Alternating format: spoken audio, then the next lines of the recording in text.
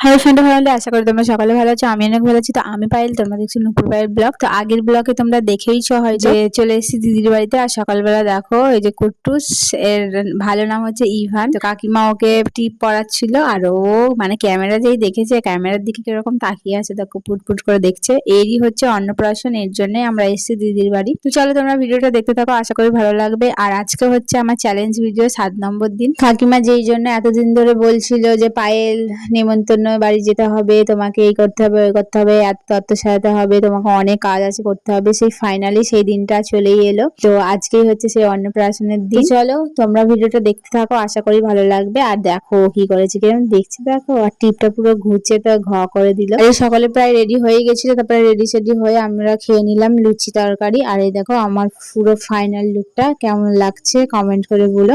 আর যেহেতু গায়ে হলুদে সবাই হলুদ শাড়ি পরেছিল, তো আমিও পরে নিয়েছিলাম হলুদ শাড়ি। আর সবাই এখানে মানে জল সইতে যাওয়ার জন্য পুরোপুরি ভাবে রেডি। আরো অনেকে ছিল, যেহেতু গলিটা ছোট মতো ছিল, তো তাই জন্য সবাইকে ঠিকঠাক ভাবে তোলা যায়নি। আর বলে সবাই যে নন্দীকে দেখা নাকি খুব শুভ। তো রাস্তায় যেতে যেতে নন্দীকেও দেখা হয়ে গেল। তো দেখো সকলে মিলে আমরা খুব মজা করতে করতে চলে যাচ্ছিলাম জল সইতে। আর এত পরিমাণে যে রোদ দিয়েছিল, প্রচন্ড পরিমাণে রোদ দিচ্ছিল, গা হাত পা গুলো মানে ঝলসে যাওয়ার মতো। তারপর বকতে বকতে চলেই এলাম গঙ্গার ধারে। আর এখানে গঙ্গার তো সুন্দরী, আর গঙ্গার পাড়টাও ওখানে। তারপরে এখানে